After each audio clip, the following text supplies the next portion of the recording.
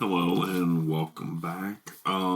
This is my second budget with me video. This is going to be for my second August paycheck and what actually may be my last August paycheck. Today I had to get tested for COVID-19. Thankfully I'm negative at this point, but both of my parents tested positive, and because of prolonged exposure, I have to quarantine for 14 days. So, I'll be entering this paycheck, and I probably will not have a paycheck for the next 2 weeks, but it'll be okay. Thankfully,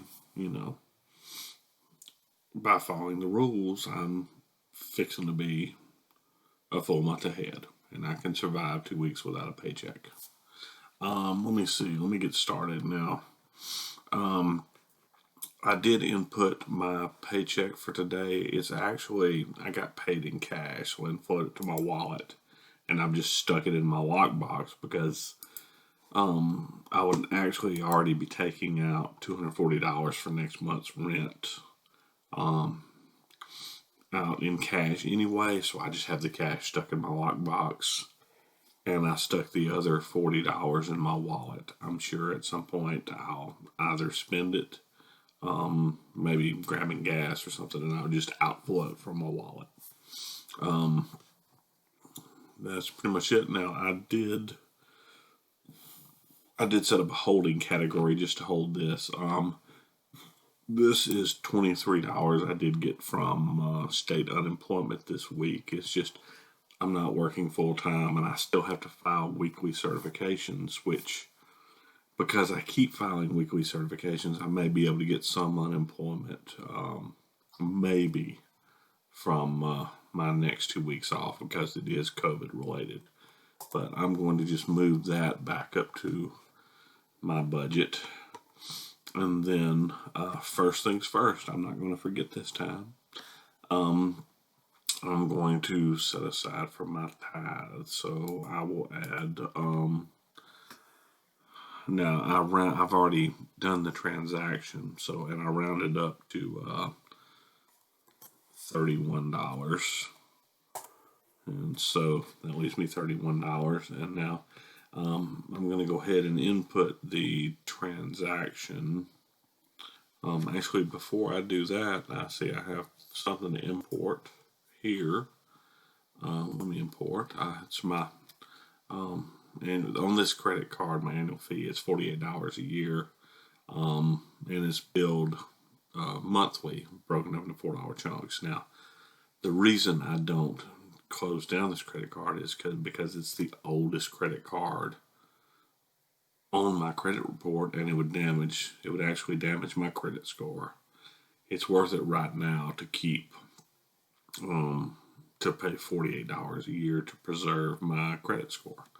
But I'm just going to assign that categories to, let's see, it's going to be under fees. Yeah, here we go, interest and fees. I already budget $4 a month for it because I know it's coming every month. And I know my balance right now is $4, so I'm just going to reconcile. I'm not going to worry about paying it because I have it set on auto pay to pay on in 2 days. The charge usually comes through here, and then I'll automatically pay it a couple days later on the 15th, and it'll just take care of itself. I don't have to worry about it. Now let me go back to my budget. Actually, let me go to my credit card and put in a transaction for my tithe. I just went ahead and paid it because I won't be able to go to church this week and write a check and drop in the basket. I went ahead and paid it. They use an app that I can pay it on, but I had to do a split transaction just for tracking. And I'm going to put the $31 in an outflow from there. And the fee was, I'm sorry, let me check the notification. The fee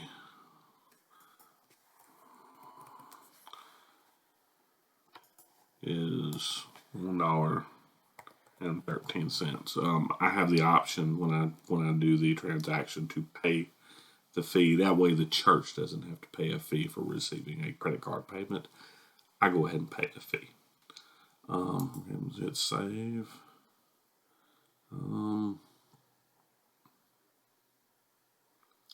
What? Oh, I did not add the transaction amount. I don't do split transactions much. Usually if I split them afterwards. I'll input transaction and then I come back later and split the transaction. Let me see, and I'm going to go back to my budget, and I'm going to take care of this $1.13 overspending from my to be budgeted. And that leaves me $270.87 to budget. Basically, the cash I took out is just cash set aside now for my rent and probably gas or something. So that leaves $270.87 in the bank that I'm going to distribute now. I'm fully funded for August. So I'm going to go on over and very quickly just do underfunded and take care of it. Now that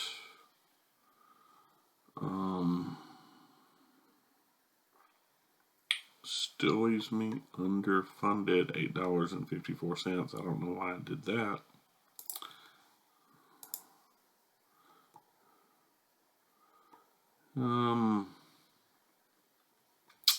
I do not know why it is doing that. Alright, there we go. Now I'm left with, normally I don't do, I always do my true expenses in the next month, but normally I don't fund sinking funds in the next month. But I went ahead and funded my Christmas shopping in my gifts category. And that's pretty much it. That's budgeted. I guess I'm going to go back to September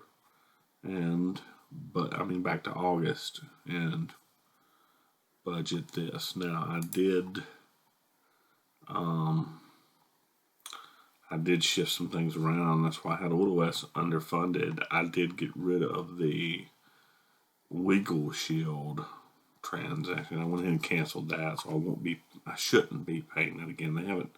They sent me an email saying they would cancel it, but I haven't actually got confirmation they canceled it. So I deleted that, and the money that was budgeted for the next month, I just redistributed. And I did do a little bit more. I didn't do any other regular spending, except I did do a little bit more shopping this week. I bought a gift from my mother. She was needing some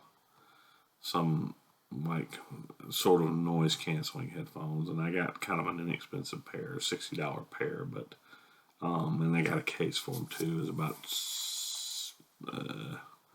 $75-$80 for about 70s.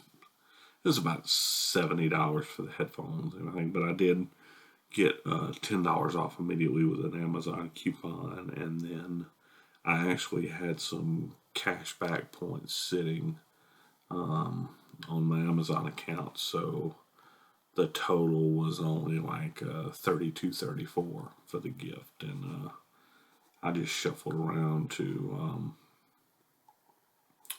add a little money to my gifts non-Christmas and spend it out of there.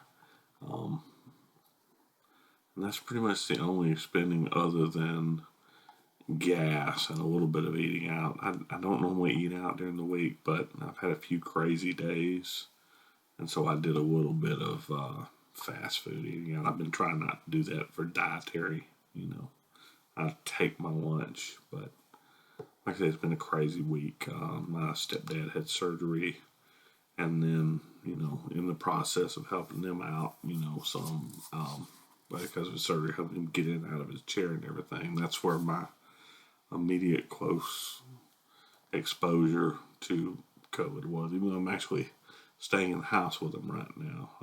I probably explained that before. When did the COVID shutdown, I moved out of my place and moved in with them for a little while, and I wasn't living in a great place. I wasn't happy. The landlord never fixed anything.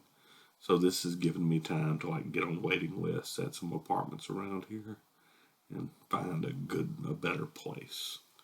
Like I said, there's a waiting list for everything here. The rental market is just slammed. But anyway, back to budgeting. That's pretty much it this week. I didn't have any actual overspending. I didn't really have to roll the punches. Before I spent the money on the Amazon purchase, I shifted it around in the budget to cover it. I usually don't have a lot of just outrageous overspending. Now, I almost bought myself a new tablet, just a Kindle Fire tablet. They were on sale this week, but I didn't budget for it, so I didn't want to just buy it. I'll budget for it and then I'll buy it. That's leaving me $75 for this week. I think I'm going to my auto maintenance. I've got more than enough to cover my oil change, but I also want to get my tires rotated and my air filter changed. So I think I'm going to add another $40 to that, and that should cover everything I'm going to do. And actually, there'll probably be some left over. And then at least $35.32. I'm going to stick the 32 cents.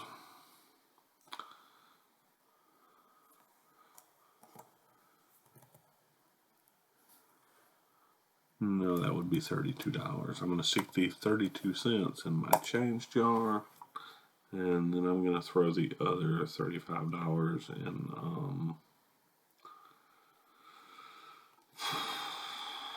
let me see. I feel like I should do some sort of sinking fund with it. I'm not planning on doing any kind of buying or anything right now. I think for right now, I think I'm just going to throw that other $35 into my e-fund. And like I say, if I have to, I will take that out. I have a no whammies here on my e-fund, but I don't consider that to be final until it rolls over for the next month. What I do is when my month rolls over, then I take the amount here and the amount here for my true expenses. I take that and I just make my savings account balance match whatever those two add up to, and just to keep the money a little bit separate. I don't really think I'm going to spend it, and this is not like a high yield savings account at all. It's like 0.05%. But it just keeps a little less money. Moves a little bit more money every month out of my checking account into my savings account, just for safekeeping. I do need to look at doing a high yield savings account. But right now, I used to use several accounts.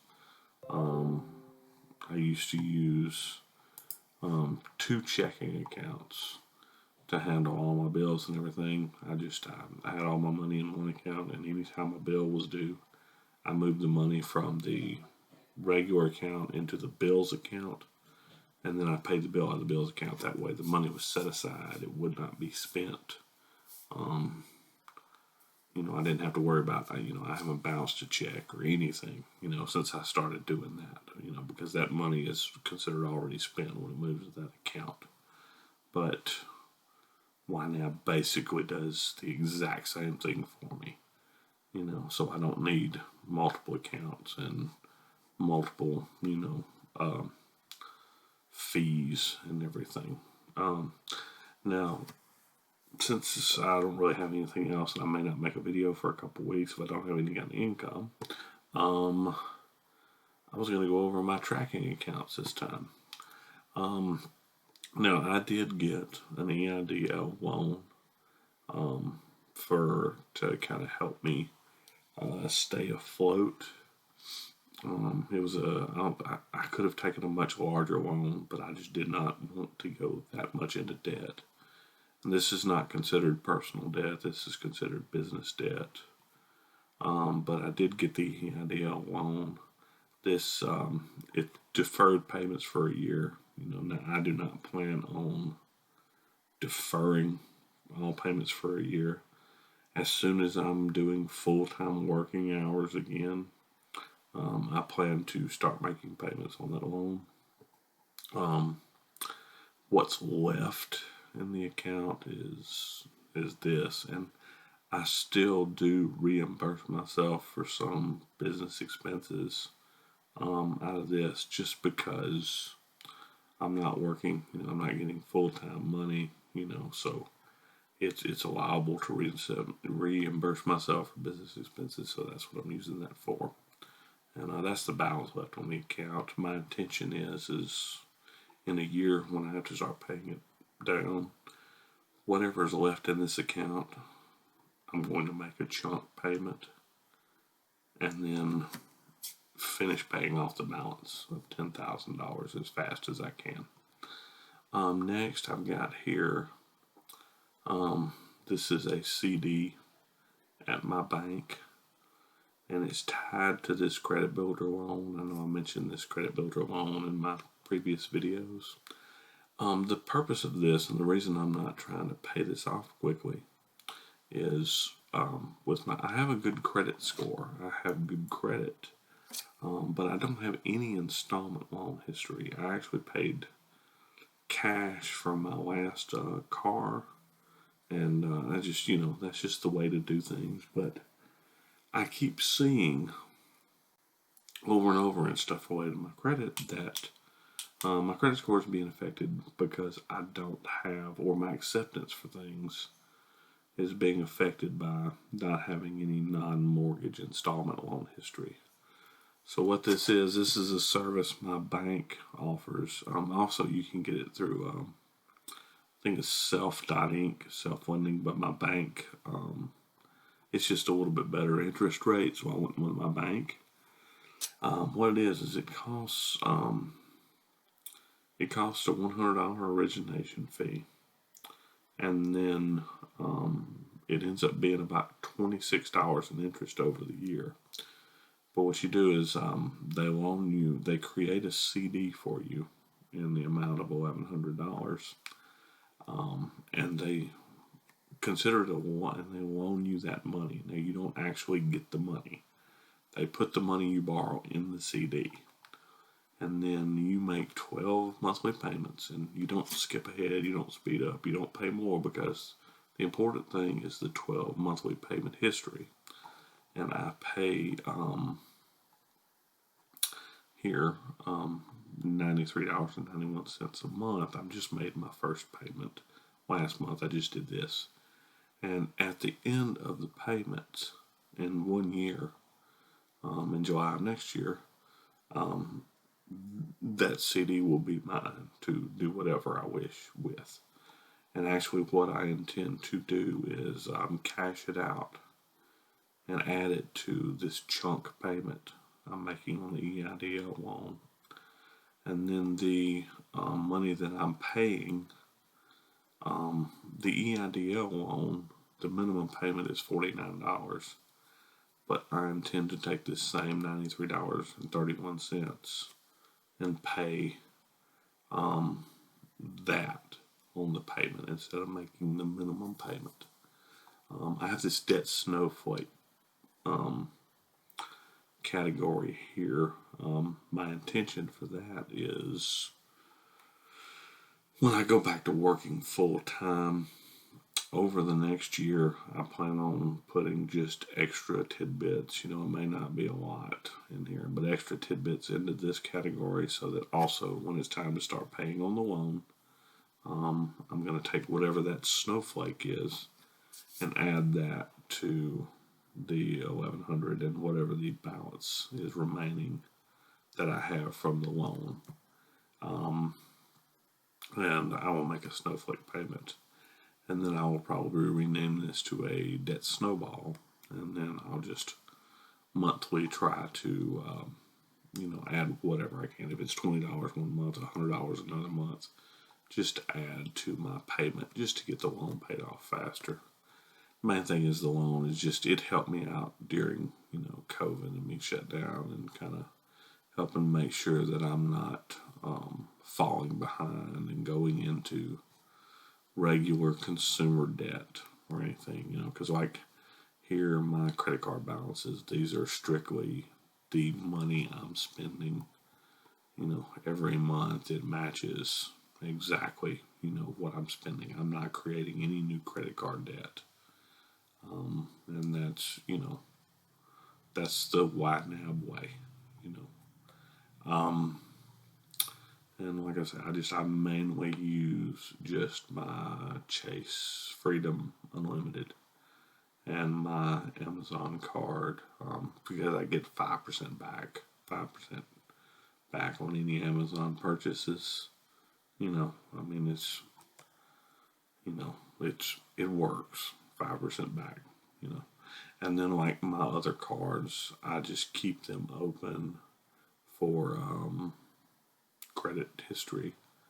And what I do is I rotate my iCloud subscription every month to a different card, so that at least every 3, and I'll do the same with my Spotify.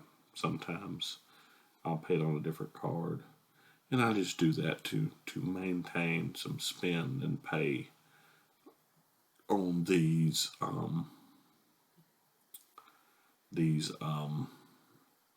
cards, for credit history and everything.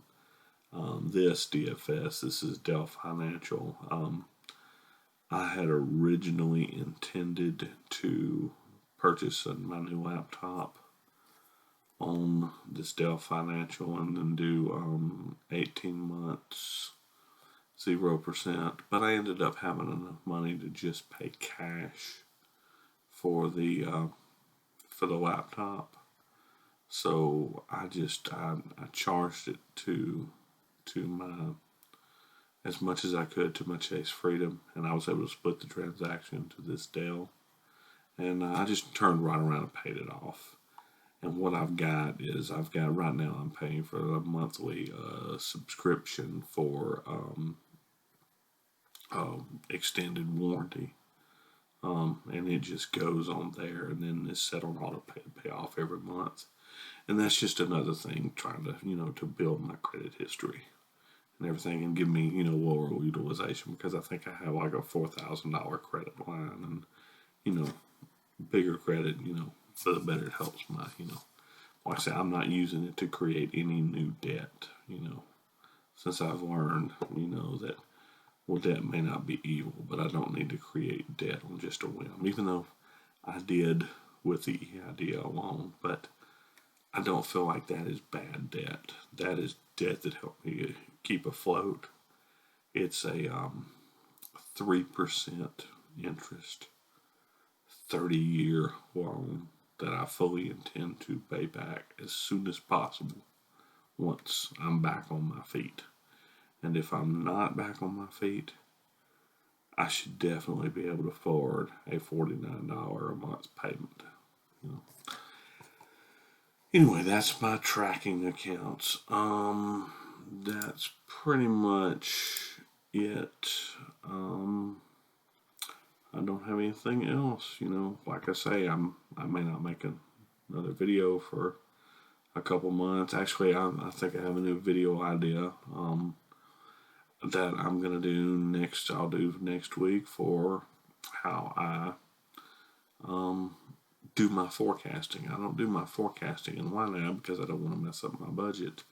I do my forecasting using Dave Ramsey's Every Dollar. And it's just, to me, it's good for forecasting, but it's not good for budgeting. Nothing beats YNAB for budgeting. But, yeah, September is taken care of. I had hoped to do my next 2 paychecks to do some sinking funds, but you know what? You roll with the punches, and I'll just do that next month. I'm just thankful to be fully funded for August and September. You know, it could be a lot worse.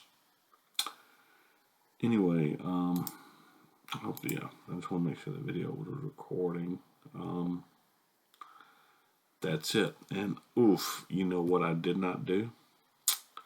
I did not reset the resolution, so the bottom little bit of my video might be cut off again this week. It won't matter. I'm going to go fix that now for the next video. Anyway, thank you for watching. All 2 people that probably watch this video.